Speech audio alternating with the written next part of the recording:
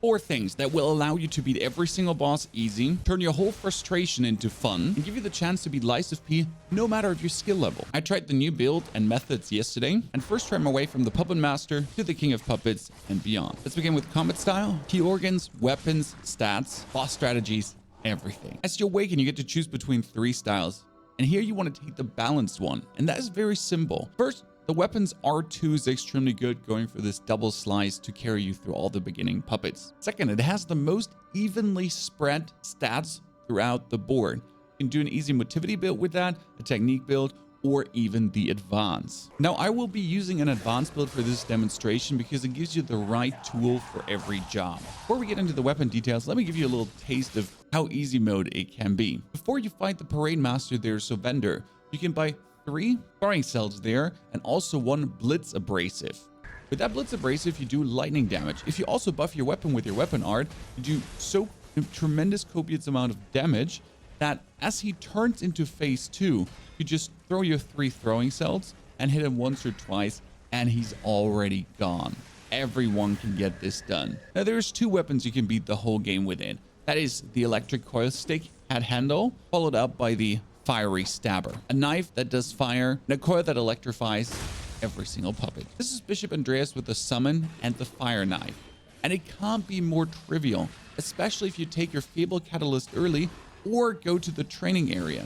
Because if you go to the training area, your Fable is always full. That means when you start Bishop Andreas, you can always activate your fire knife, and once your summon has aggro, you just stab him to death.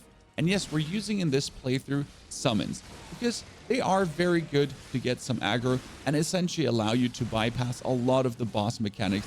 You just gotta find a safe place where you are, because if you're standing in front of Andreas as your buddy stands in front of Andreas, you're gonna get hit. So in this case, you're gonna hit him in the butt, and or you're gonna be at least a little bit aware of what's happening. But even more, the fire dagger just trivializes the whole area in the Lorenzini arcade later, because all the carcass opponents are meant to have slow attacks. If you use the base dagger with the base handle, or if you add the acidic crystal spear handle to it, you can just stab so fast you can always guard or perfect guard in between, or even dodge out of it and never have the stamina issues to go with. No worries, we'll have the location of these 2 in the acidic crystal spear in a second for the people trying to gather them. For the electric coil stick, you essentially have something that sweeps extremely easy and also goes for a leaping forward overhead hit, which is really powerful. Plus, you can turn this more into electricity to essentially with every hit do electricity. This trivializes the fight against every single puppet, and here the strategy is left click spamming. What? Yes, because all puppet opponents, especially the elite puppets opponents, if you go 1, 2, 3, 4, or 1, 2, 3, mostly they get left staggered.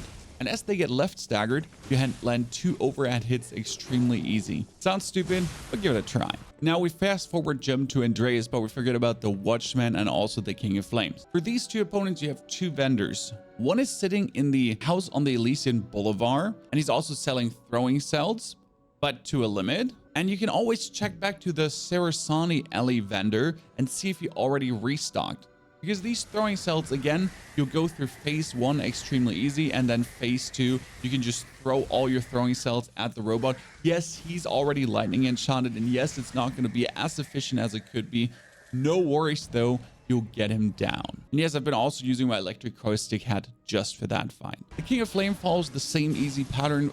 Load up on Throwables and then get him absolutely obliterated. But loading up on Throwables might not just simply be enough. You can load up on even more Throwables. And what do I mean by that? Since we're using our summons and Throwables, we can invest P organs in a certain way. And that would be first the link dodge. The link dodge allowed us this little double dodge. And here we're going for increase throwing object possession limit, which allows you to carry 5 throwing cells and, for example, 6 acid body fluid canisters.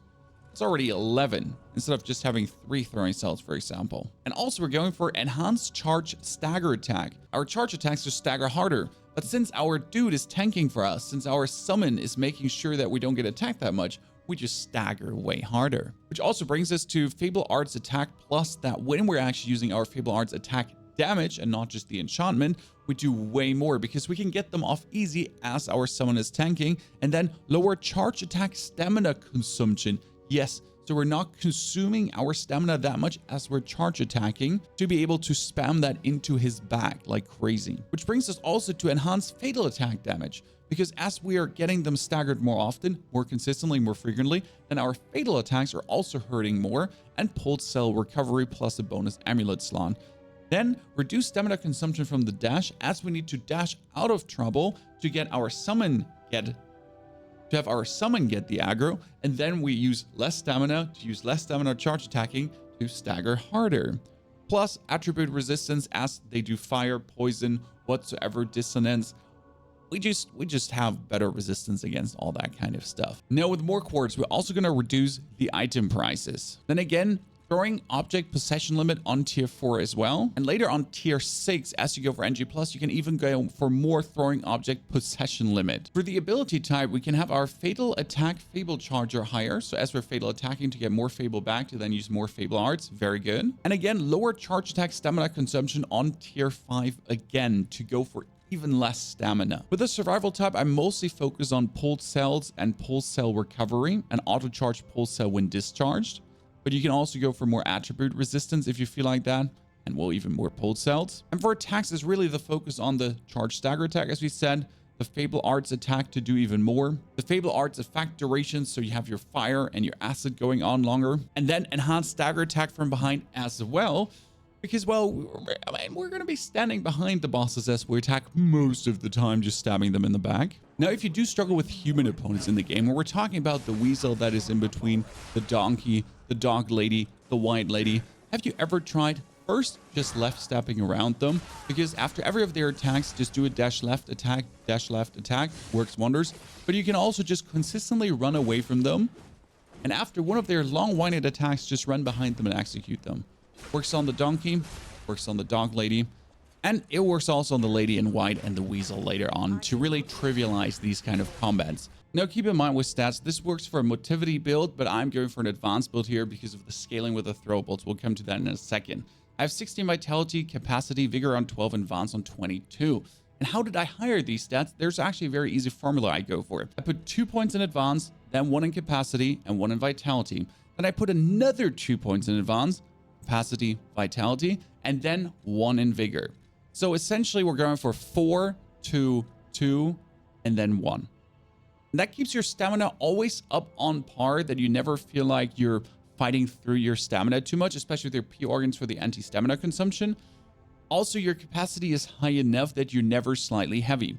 As you can see, I like to use the heaviest frames, slightly heavy at this point right now, and I like to use the biggest radiators. And that's also why I tend to use the Carius amulet, that I'm essentially never even remotely slightly heavy. It does help that the crystal spear handle is relatively low, so I could go back to my Fable amulet, for example, right now. It gives me more damage according to my Fable slots, and then I could just swap one radiator down a little bit to be not slightly heavy. I just really dislike being sluggish. But yes, the formula also works for motivity and technique builds, because you're simply also going for 4 motivity, 2 capacity, 2 vitality, 1 vigor. Rinse and repeat.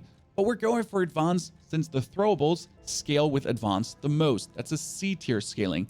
There are other throwables that also scale with motivity and technique. That would be the cluster grenades, for example. So you could level up that one as well. But we're focusing here on the C's right now. And before what I mentioned, that the advanced weapon trivialized every single opponent group. We end up at the Melon District and we run right into the Red Lobster. And the best part here is there's an insane Ergo farm too. Just killing this dude, the 2 down there, and the 1 lying up on top. And they give you good amounts of Ergo, and you can rinse and repeat farm them so easy, especially with a fiery stabber. You just get him down. This dude now is your best friend. Give him a vivid Ergo and he'll start trading with you. You can buy thermites, throwing cells, and carcass body fluid. All have a C tier scaling. There's obviously motivity, DB technique scalings.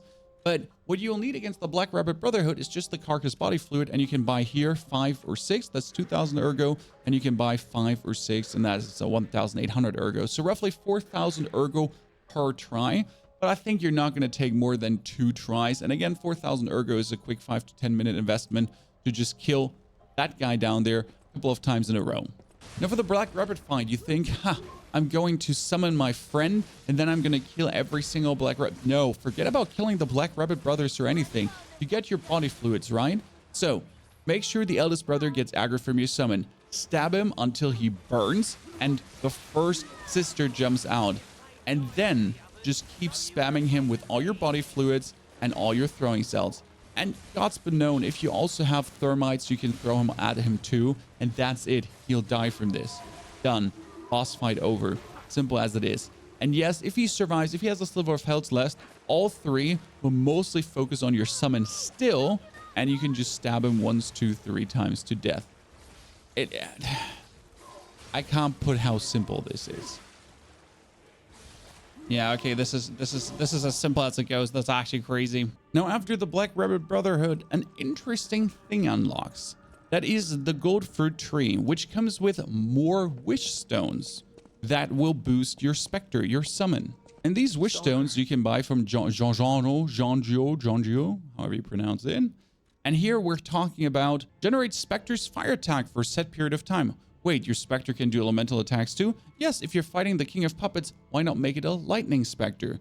And you can also heal your Spectre if he's about to die. Plus, for a set period of time, Spectre avoids death once and HP is restored. Your Spectre's about to die, he comes back. Seriously, every fight, he will be there with you forever. And if you want him to taunt even more, you can make him taunt even more. This will be handy later with the Manus boss fights and the Loraxia, as they have way more HP going on, and you want your dude to be there twice for you, or you want to heal him. And yes, you can get even more Wishtone uses with P organs. Now, the location of the weapons, and then the King of Puppets in easy. Step 1 would be the inside the house on Elysian Boulevard. There's the vendor. You'll find this dude extremely early. Go over some roofs, get him, and there you can actually buy the weapon for, if I'm not mistaken, 1,200 ergo. And yes, our friend also sells throwing cells and blitz canisters. The throwing cells are good against the Watchman. The blitz canisters are good against the King of Flames because he's more stationary at points and you just drop it below his feet and it goes electric crackling and he just dies. And if you go for motivity or technique builds, you can also buy more blitz abrasives here that you never run out of grindstones for blitz, and also just put more blitz on your weapon to really have every puppet boss just go down. Now, the Salamander Dagger you straight up get at the Workshop Union entrance. Yes, right after the Watchman, as you go into the workshop, before we go to Andreas, where we need the Fire Dagger to just make everything trivial, you walk up the ladder on the right, roll through these conspicuous looking boxes, and whoop, there's the Salamander Dagger. That's it. And by the way, there's also a good ergo farm here against these puppets because they die so easy, especially with the electricity baton. And they give you 250 ergo. Plus, then you kill these 3 here. Obviously, do that with the electricity clapper, not with what I have. Run back, rest, rinse, and repeat. Very good ergo farm. For the acidic crystal spear to get a bit more range, there's the Path of Pilgrims. That is right after you killed Bishop Andreas. And I want to see in the comments how easy you had it in that boss fight. And yes, before you ask, this works for the whole rest of the game. And yes, even for the very last opponent where you can't summon help due to your throwable possession limit growing so big, you're going to be able to just spam his phase 2 down like nothing. Here is the acidic crystal spear. So yes, fire trivializes everything. That would be the acidic crystal spear. So you have the bit more range on this weapon. And once again, it is so simple to kill everything with fire because they're just made to be slow for this. Now for the King of Puppets, you can just use your electric coil. Phase 1, have your dude stand in front, you behind, and stagger the living hell out of him. The HP just melts away.